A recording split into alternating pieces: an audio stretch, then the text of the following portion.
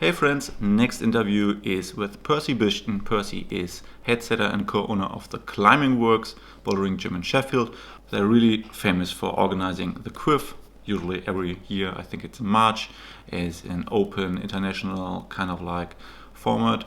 You should check that out if you don't know about this yet. He's also an international setter for the IFSC, and this will be his last gig, the Olympic Games in Tokyo. He'll be in charge of the bouldering category.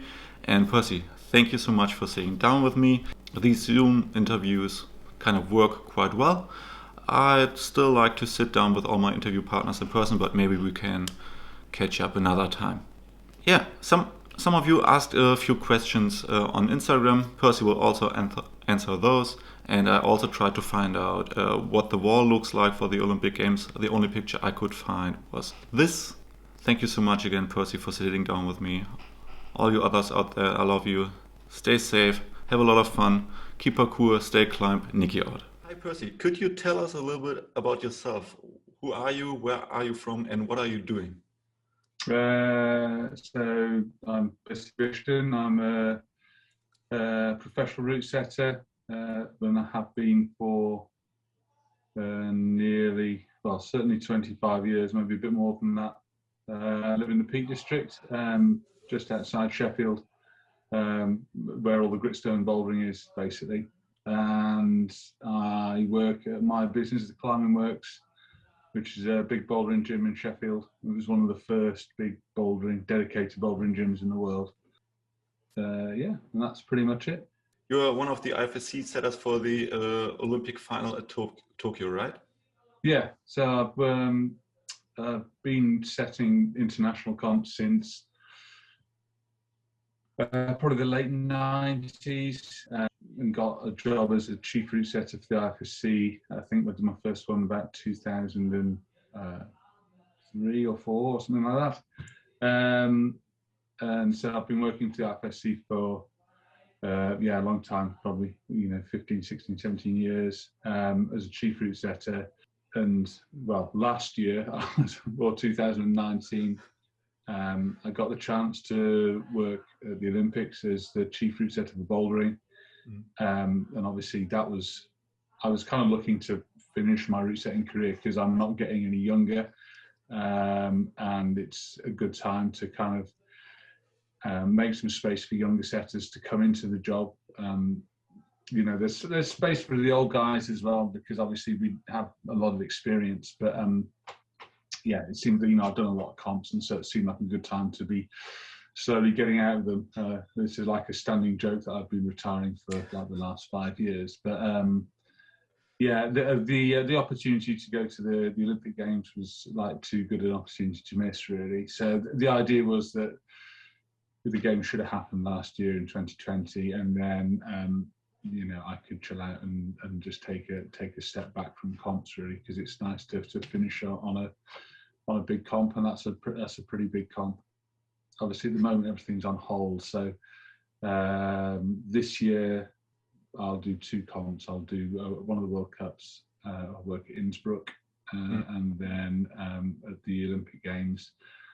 And then hopefully that'll be me. Then hopefully I might do some more work with new route setters, maybe doing some training work with new setters who want to get into doing comps, that sort of thing. That's kind of what I'd like to do in the future. Regarding the Olympic Games, you are the chief setter for the bouldering category. Yeah. What does it mean? Are you allowed to pick the team, or do you get a dedicated team, or how does it work to choose the setters for the Olympic Games? The choice of setters for the games is made by the IFSC, and that's because there's lots of different things to think about when you're nominating route setters, what countries they're from. There's lots of different criteria that need to be fulfilled. And all that sort of thing, appointing route setters for events like the Olympic Games is done by the IFSC.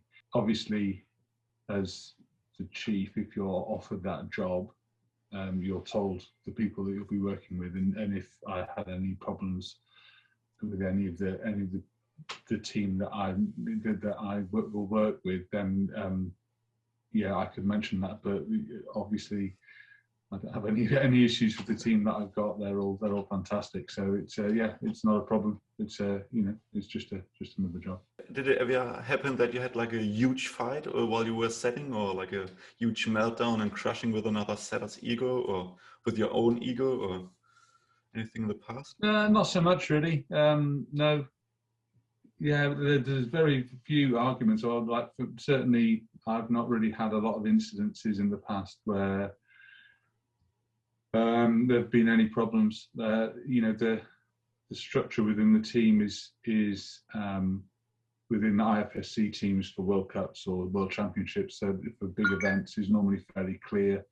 There's a chief route setter. The chief route setter is in charge of the team, and their decision is the one. Sometimes there's a disagreement. Some of the route setters will think that a problem's good, and it's not so good. It's too hard or too easy. And but that's why there's a team. If the responsibility was all on one or two people, it would make it more difficult. But normally there's a team of 3 or 4 people. They're all very experienced, and things work out quite nicely. Cool. And who is on your team this year for Tokyo?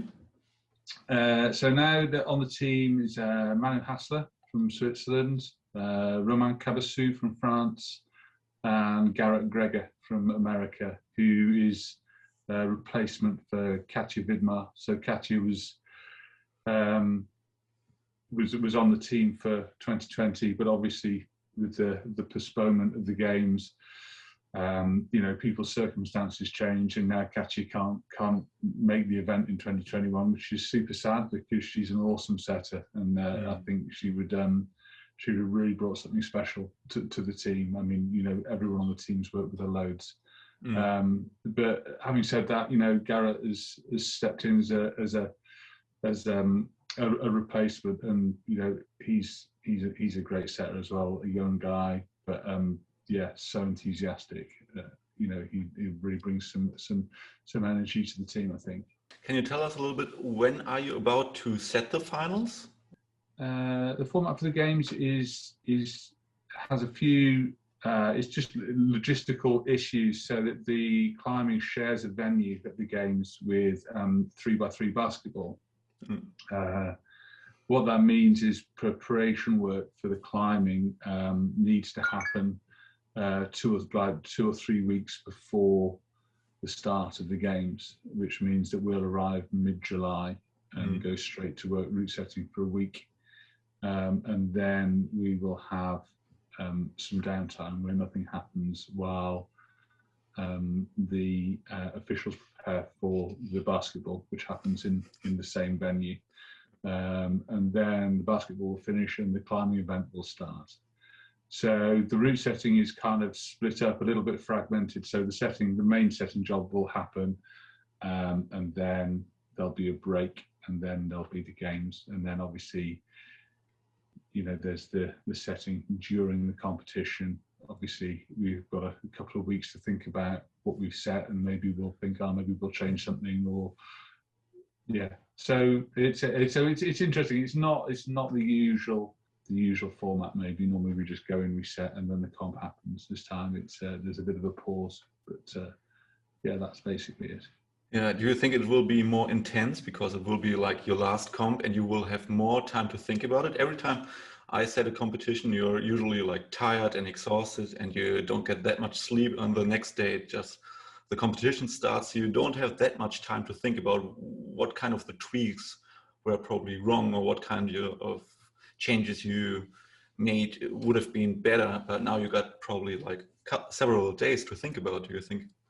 Yeah, no, it's maybe it's more, maybe it'll be more of a problem or more unhelpful than it is helpful. It's nice to, after a really intense period of route setting, to have some time to rest and recover before you have to do the next part. But at the same time, it's you have a lot of time to think about the things that have been set and to make some analysis. But until you see the climbers climbing on something, you don't have any idea. So I think basically it's just do the job and then just try and stay cool about everything for a couple of weeks and not worry too much about it and just let it be. And I think that'll probably be difficult. Is just not kind of getting too wound up and stressed out about it. Just to let it be and wait for the comp to start.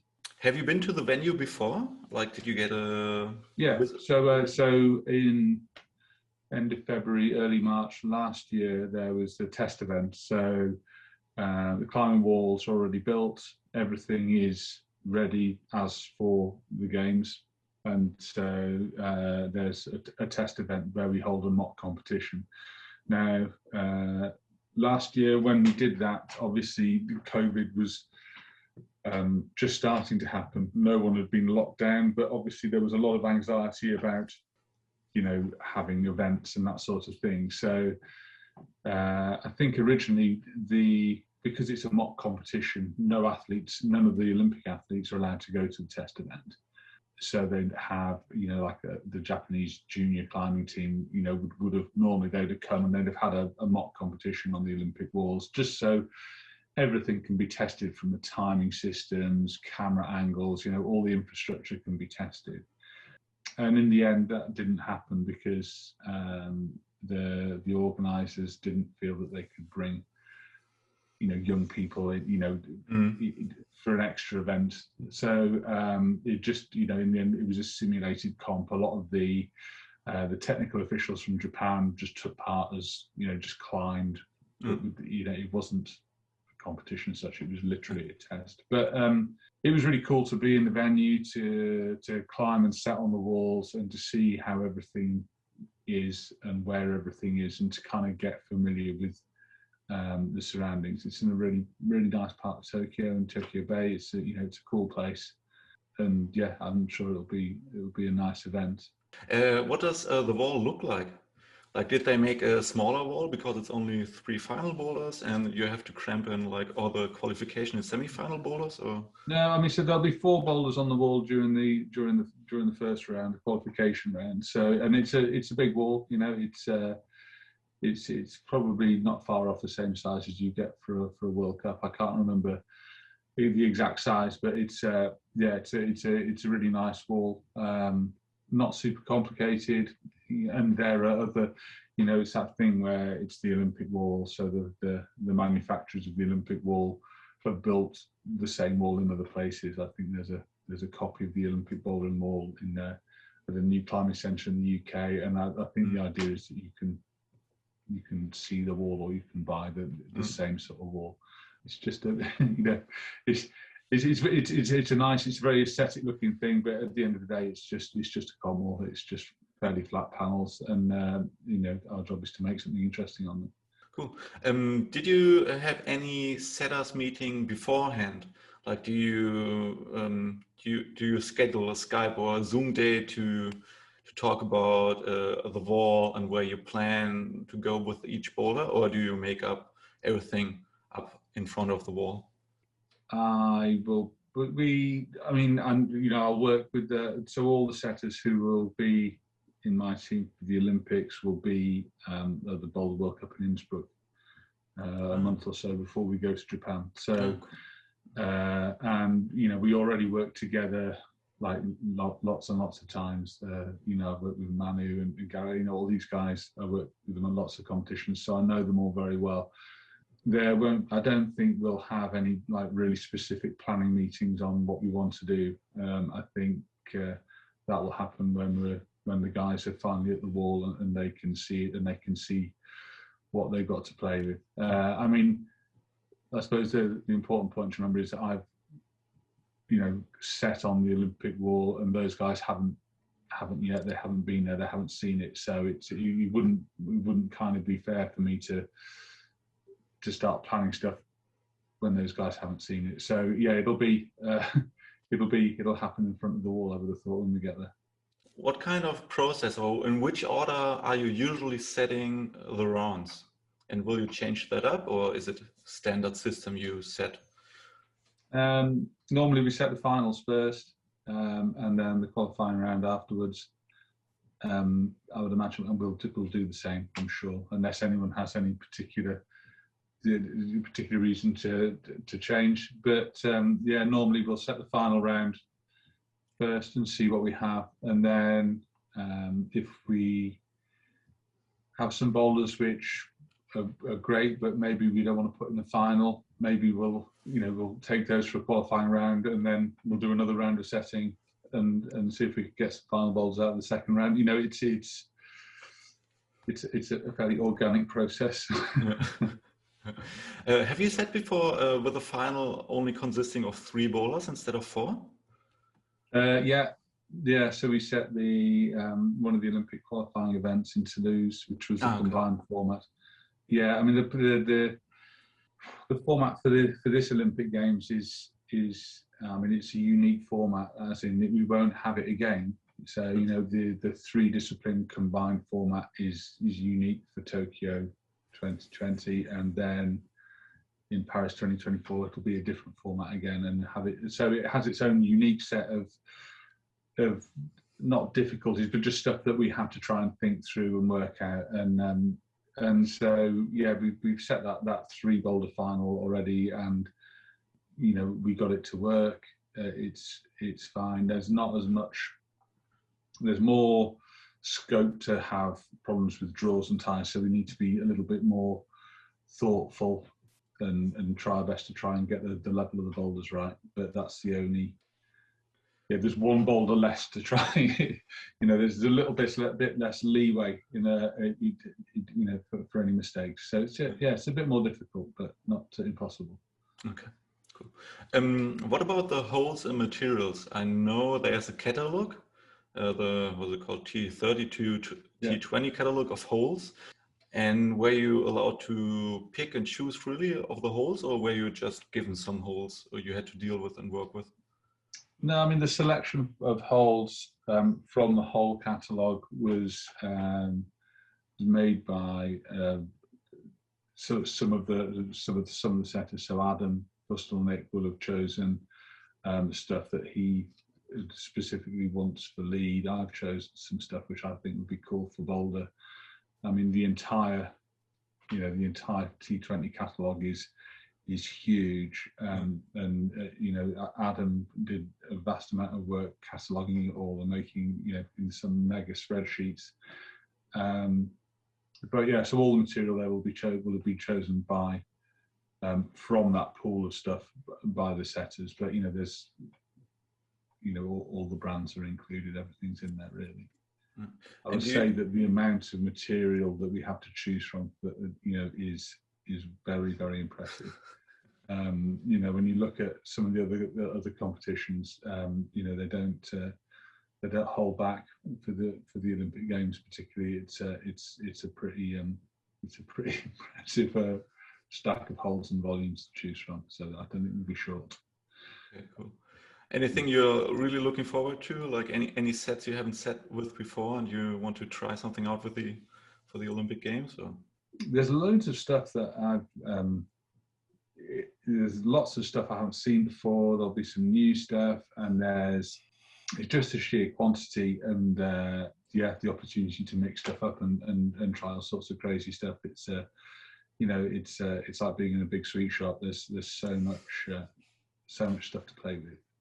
For a setter, it's really it's almost too much. There's so many different cool stuff. The temptation just to put it all on the wall is really high. So we'll try and rein ourselves in a little bit and not get too excited. Do you think the humidity and temperature could play a big role for this competition? It's an outdoor wall, right?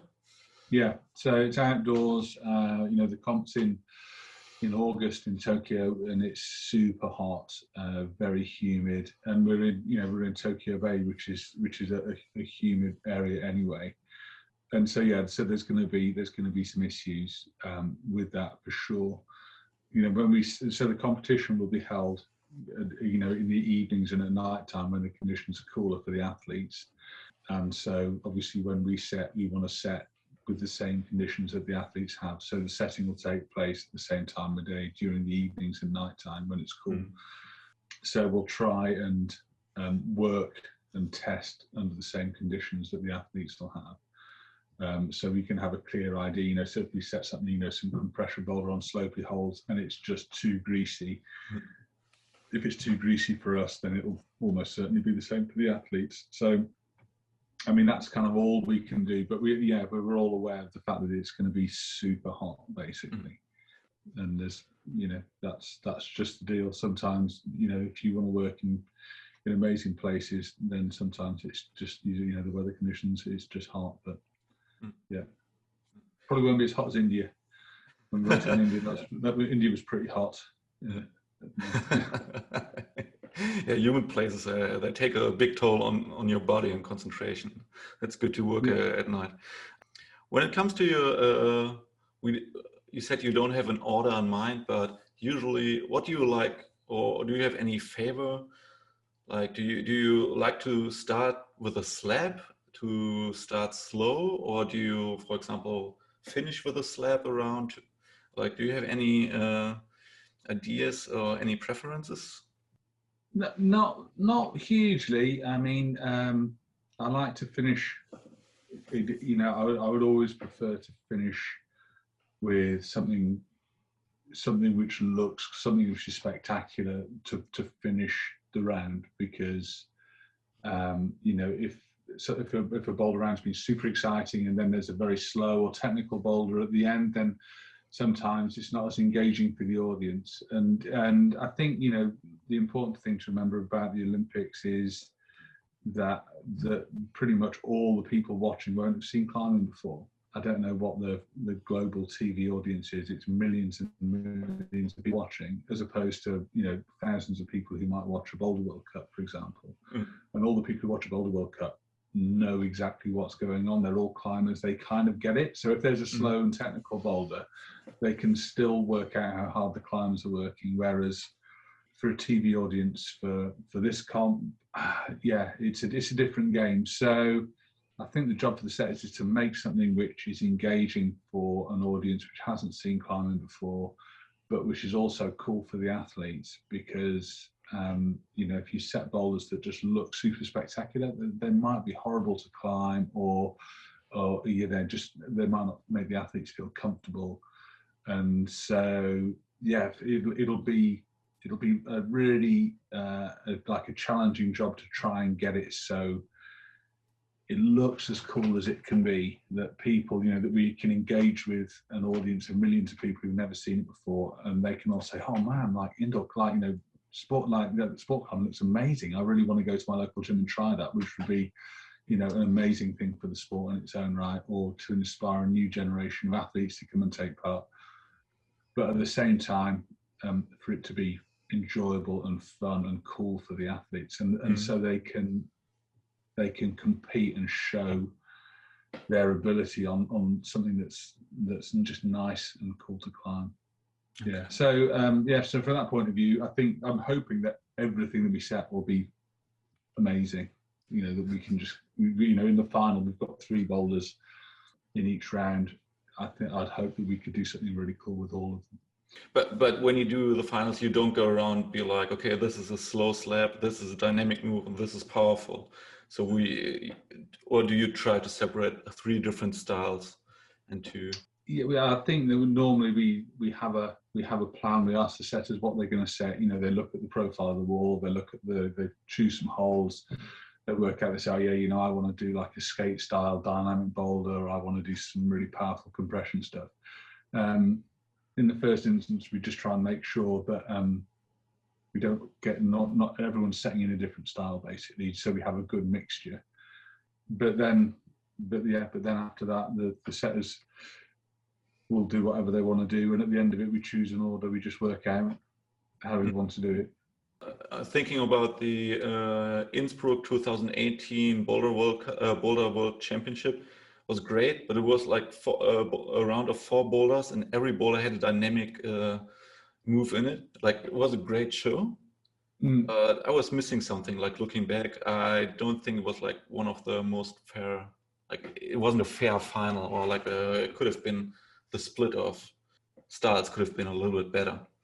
But yeah, I mean, I think that I don't like the setting to be too formulaic. You know, if it's just like, oh, the rules, the guidelines say you must have one slab boulder, you must have one overhanging boulder, you must have one balanced boulder, you must have one coordination, blah, blah. It becomes super formulaic. And I mean, setters always set in their preferred style. I think having a really good balanced team can make the job a lot easier. But I think that's part of my job as the chief, is to try and balance the styles and make sure that it's not too dynamic, it's not too weird, which is probably my style. A lot of the style, what I try and do is I try and do stuff which isn't like a generic normal style boulder. I'll try and find something different, or a trick, or some sort of strange move. But I think certainly all the setters for the games, they're creative, and they don't tend to set in a very formulaic style. So hopefully, we'll get a better mix. Cool. What about testing? People, or most of us, don't know what the testing looks like. Or one of the questions I usually get is like, are the setters able to climb all of their boulder problems in one go? Could you give us a little insight on what a real testing and tweaking process looks like? Can the setters climb all the boulders in one go? No. There you go. To be fair, sometimes the setters will be able to do the boulders, for sure. Certainly, a lot of the setters on their own boulders, where the moves are very specific, and for them, they can do their own boulders.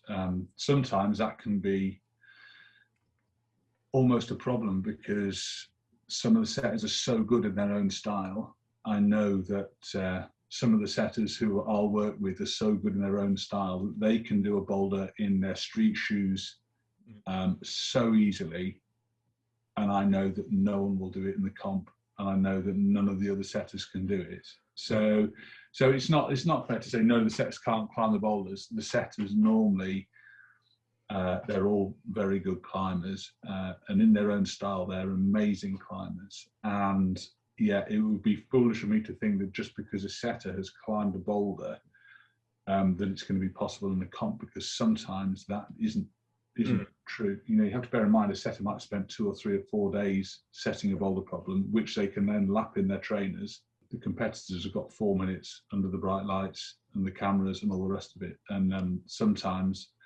if it's too complicated or too specific, even though setters can do it, the climbers can't. So it's this is why having a really good knowledge of the setting team is so important for me, because I know how freaky and weird strong they are, and I know that if this guy can do this, then it's probably not possible for mortals.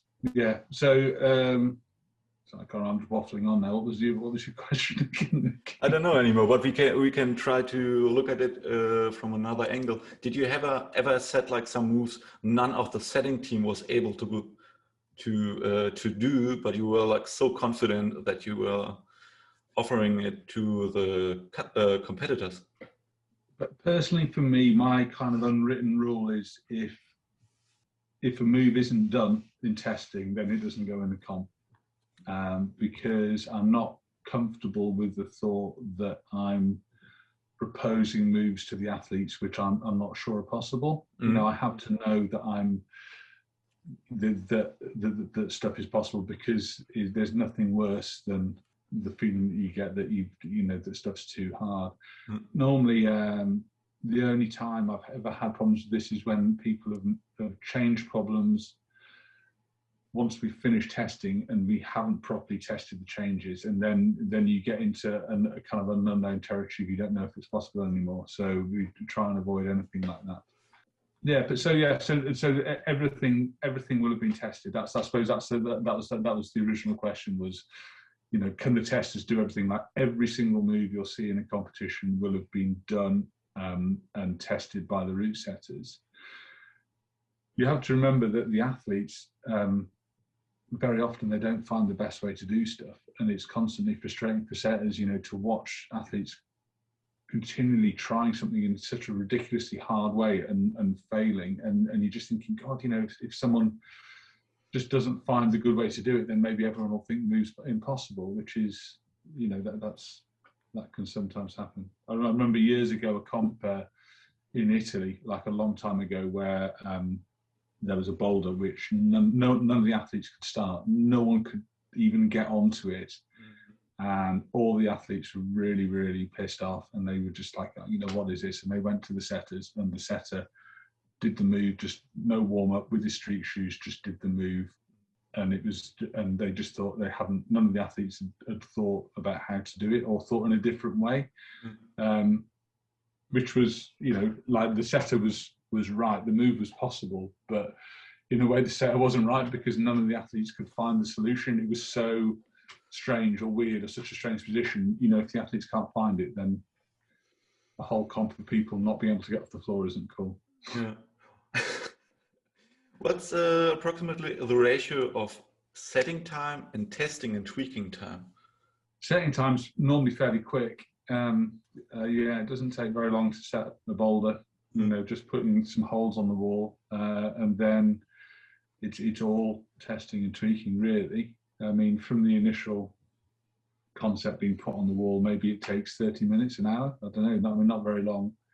Depends, I suppose, how much stuff goes onto the wall and how complicated it is and how difficult the material is to attach. But then, it's just normally the process would be a setter will set a boulder, and then they'll put their shoes on and they'll just try some moves. They'll just see if stuff works, and then they'll play with it. And normally, I mean, me as a setter personally, I don't let anyone even try my boulder until I've played with it and played on it and tried to get something which is, which kind of works. And then maybe I'll invite some of the other setters to come and try, and we'll all try moves and have our input, because, some of the setters will be really good on some of the moves that I'm rubbish at, and vice versa. And so it'll go, and it just kind of, the bowls evolve like that over the course of a day or two. Just constant, but yeah, mostly tweaking. I think it's a constant frustration for comp organisers when they see the setters lying around on a mat covered in chalk, not doing anything, and they think, oh God, these guys are so lazy, they're not working, and they're not. Whereas in fact, it's like the testing job is it's like the most brutal climbing session you could ever want. Yeah, and you have to do it for 10 hours a day, and then do it the next day and the next day and the next day. It's a pretty brutal job. Yeah. What do you think about testing and tweaking stuff in between rounds? Like, I know some competitions where setters, they put the semifinals on and then they switch into their shoes and try again some of the moves. What do you think about this? Will this? For me, I'm not super fond of that, and so for me, sometimes it gets it creates more problems. Personally, I like to do the setting and the testing, and then when we tested it and we're happy and it's finished, and you can take the holes off and put them in a box, then for me, normally that's the end. I'll normally test and I'll note down an easier version, the harder version, so I can make a selection for what I want to do later. But for the most part, then when it goes away, it's finished, and the only thing that needs to happen to it is it goes back on the wall. We know what it is, and then the comp happens. I think sometimes setters, I don't know if it's maybe the less experienced ones or ones who get more stressed or more anxious as the actual comp gets closer, but I think it's quite easy to sort of to have doubts in your mind and then think, maybe I should just try that or just change that, or I'm not sure. I'm not sure it's super helpful. For me, I know when we set the finals, we were in really good shape. It was the start of the job. We were strong and whatever. We weren't stressed. We just did it and it was cool. you know, a week later when we're tired and stressed and the comp's about to start, putting on your shoes and trying to move and thinking, oh God, I can't do this, it's really hard. I can't really see how that's going to be helpful, because, you know, it's a completely different environment, and it, you know, it's not. So for me, I try and avoid it. You know, I try and be fairly, you know, clinical, that when the testing's finished, it goes away. You know, we write down exactly what we want to do with it, different options, and then it just goes back, and we leave it. And normally that works for me. Did you ever encounter any guidelines from the hosting venue, hosting country, or the IFSC, what a comp has to look like, or the show has to be like? Yeah, sometimes. I mean, you know, there's a lot of different people involved in comps, and they all have different ideas, and yeah, for sure. And as comps get bigger, you know, like the Olympic Games, for example, things need to look good for television. So even choices like what colour holes you use, you know, it's all considered before the event. But yeah, you know, we sometimes say, oh, you know, the organisers say, okay, can you just set the finals in this colour hole? And yeah, you know, the setting team normally can work as long as the conditions aren't too difficult. You know, if the organiser says, can you just set your finals with these green holes, and there aren't enough holes, you know, then that becomes a problem. But for the most part, it's, yeah, we normally work with the organisers to make it happen. But you never had the goal to have a lot of tops in a final round, so the show is more spectacular? No, I mean, it's really funny, you know. It seems really easy. Like, you know, sometimes organisers say, "Oh yeah, you know, I want to have lots of tops. I want to do this. I want to do that," and they think that, you know, we can make that happen. Yeah. I'm definitely not good enough to make that happen. I'm not a wizard. You know, I can't see into the future. All I know is that if it's too easy, the comp isn't good. If it's too hard, the comp isn't good.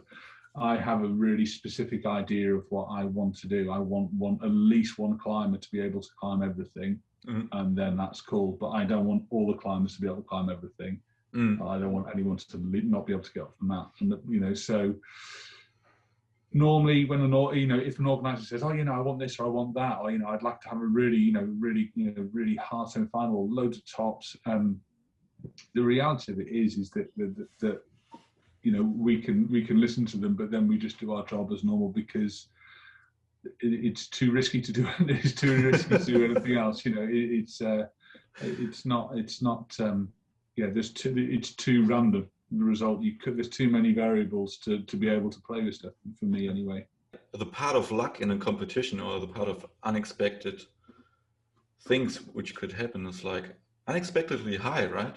Like you can't plan anything. Yeah. So I mean, you know, it's all the route setters are doing is we're taking a calculated risk, you know, an educated risk. You know, we're just taking our experience, and we are trying to create an environment where the athletes can perform and we can get a result.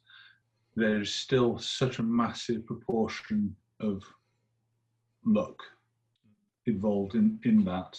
And that can be difficult to understand for event organisers, people who've spent, you know, huge amounts of money hosting an event or whatever, and they just want it to be cool. Climbing is a really, really unique sport, where it's almost impossible. Well, it is impossible for us to know exactly what will happen. We don't know. So we're making an educated guess, and that's why I suppose there's still a place for old guys like me who aren't the best climber by far anymore. But, you know, I've got 50, 60 comps worth of experience. So there's still places for the old school to be in comp route setting teams, because there's just the experience is really valuable in just trying to keep everyone calm and everyone on track and kind of stay your way through it. But yeah, it's an interesting. We did an interview for The Economist, and the dude who took the interview was really interested in the whole. Like, he thought that sport climbing was just really interesting sport, because it's not very easily quantifiable. You know, it's not how big the engine is in your car or how good your tires are. There's just so many other variables, from the weather conditions, you know, all the way through. It's maybe what makes it fun. Yeah. If it is fun. Yeah, looking back, if you were only setting for one category, bouldering only, for example, and you had a semi-final which already has a clear ranking, then you would have been able to make the final a little bit softer and more showy. But even this option is off now off the table because it's a combined final, right? Yeah. There's no it's just a competition, you know, and it's a 3 boulder competition where you need to take a rank. So it's a fairly unique set of things to deal with. But it's an interesting challenge. Yeah. Cool. I got some more audience questions if you're happy to do that. Yeah, go on. Some of them are easy, some are not. Maybe we can answer them. Do you set within the limits of the participants or just come up with something super difficult? All the route setters climb with the athletes, or we know the level that, you know, not all of the athletes, but certainly some of the athletes, you know, we set for them, and so we know what they can do, but we don't set with anyone in mind. We just set stuff that is the right style and, you know, hopefully the right level, and that will be a challenge. Yeah. Cool. Are the Olympic Games about finding out who's the best athlete or providing a spectacle? Oh, good question. I think both, probably. I think that it's such a big comp. It has a unique set of challenges for the athletes. You know, it'll look mega. It'll be really cool. It'll be a spectacle, whatever. But I think it will find the best. If you consider the best athlete will win, they'll be the strongest, you know, but they will also be the person who can best deal with that level of pressure, because I think that's a really, really big factor. You know, I think that the best competitor is a whole package of different things. They may be super strong, they may be amazing flexible, but they need to have the correct mentality and just be able to stay cool and do their job, which is what it is. You know, they're all professional athletes, and that's their job. So yeah, from that respect, you know, the person who stands with the gold medal around their neck will be the best athlete. They'll be the best at being an athlete and doing everything. Is there any communication between the setting teams, between you and the lead setting team, or any interchange? Yeah, we just throw holes at each other normally. You know, Adam and his team are over to one side, and we're on that. Yeah, no, but like we just, you know, all the setting team are just there hanging out together. Really, like the lead team will be up in their lifts and doing their thing, and we'll be on the mats doing their thing. But we're right next to each other. You know, we can shout abuse at one another and throw holes, and then go to the pub when we finish work. Yeah, sounds good. What's more important for a boulder problem, aesthetic or functionality? They're both important, I think. Yeah, they have to do their job. They have to, and you know, they have to look cool. For me, sometimes even the aesthetic isn't super important. You know, the what the athlete's doing is more aesthetic than how the boulder looks. Yeah. I can give you an example. I set a comp in Canada, where I set a boulder which was just so ugly. These big green balls, it was horrible. Like just big, like huge, big plastic balls all over them. It looked like it had spots. And if you just looked at the boulder, you'd be like, oh God, what is it? It looks like an illness. But when the climbers climbed on it, it was just such a weird contortion that you had to do to climb the boulder, that it looked amazing. And the photos from the climbers on that really, really kind of made it special. And so I think that's an important thing. I know that we get really bogged down with how cool the holes and the volumes look like, but the stuff the athletes are doing on them looks really cool. And sometimes the problem might not look special, but it can create a real special aesthetic when the athletes are on it. So that's something important for me as well. Cool. What's the difference setting commercially, national and international? Oh, that's a hard one to put it. Oh, it's funny because so my gym is in Sheffield. There's lots of climbers. We're super close to lots of nice climbing areas, and most of the people who climb in my gym are climbers. And so the setting style in there is more climbing style. There's lots of problem solving. It's not very accessible if you don't know how to climb. It wouldn't be a particularly good wall to go to learn to climb unless you were. Whereas, a lot of the new commercial gyms, it's more sort of vertical fitness. The climbing style is more basic.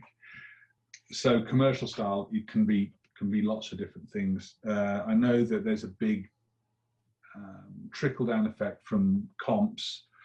All the materials that were developed for comps, big volumes and macros, it's trickled down to gyms and whatever, and that kind of comp style and more dynamic boulders and skate style and whatever has come into gyms, and I think there's definitely a place for that.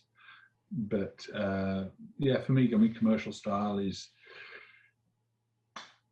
I don't know. I think I tend not to change my setting style particularly between what I do in a commercial gym and what I do in a comp.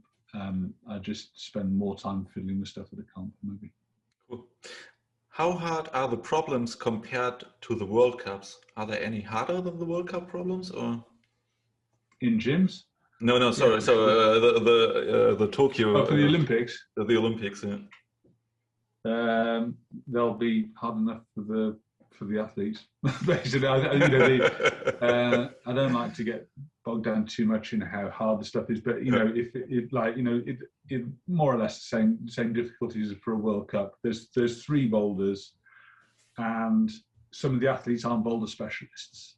So the Olympics in their combined format has a unique set of conditions where the range of difficulty across the 3 boulders may need to be greater than normal at a World Cup. In a Boulder World Cup, in the final, we know that all those athletes are boulder specialists and they're all really good. So the level can be consistently hard through in different styles. In a combined final, it can't be so consistently hard. There needs to be more range and more scope for people to be able to climb. Yeah, are you scared that the speed specialists won't leave the mat? No. I don't think so. No, I can definitely get them off the mat. Yeah. No, it's this is the thing. I think that a lot of time has passed since we realised that this combined format was going to be at the games. So there's a lot of time for speed specialists to get good at another discipline or both of the disciplines, and likewise there's a lot of time for boulders to get good at speed. You look at people like Tomoa, who's right up there, he's in the top 5 for speed at the games already. There's plenty of time for people to have adapted their training to this special event. So hopefully there shouldn't be any problem with that. I would like to think that all the speed specialists have been doing a bit of bouldering, and they can probably do a bit. Cool. Last question. How many days were you or are you setting in total for the event? The games, I think there's 4 or 5 days at the start for setting, and then there's, I think, maybe 1 or 2. There's a little bit more time if we wanted to do any more, but I think the main block of setting will be done in the first 4 or 5 days. Cool. And last question from me. Looking back on your setting career, who was your favorite climber you have ever seen climbing on an artificial bouldering wall? Ooh, I don't know. There's been so many really cool, really good characters in climbing. I mean, I remember setting people like Salavat Rakhmatov years ago, who was such a cool climber, but in such a such a unique way, like super quiet. Have you been setting 2005 in Munich for Salavat? I didn't set in Munich in 2005. When I was setting then, but yeah, I mean, Salavat was, just an amazing comp climber. You know, like just so quiet and gentle, and then you put him on a wall, and he could just do some just incredible things. Such a strong climber.